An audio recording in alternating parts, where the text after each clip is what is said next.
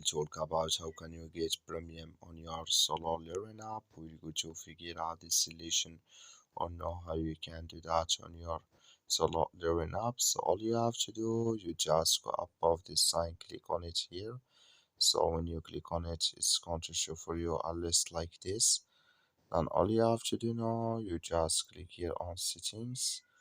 When you click on settings here, it's going to take you to this list, and you click here on Sololearn Pro. You click on it here, then it's going to take you to this list. You click here on search for here 0, and you click on it again. So then here, if you want to search to sell it for free here, so then it's going to upgrade into your pro here. So before that here, you add your credit card. When free it's gone, then you go to pay here when you add your debit or credit card here. That's all you have to do. Thank you for watching. Don't forget to support us by liking and subscribe.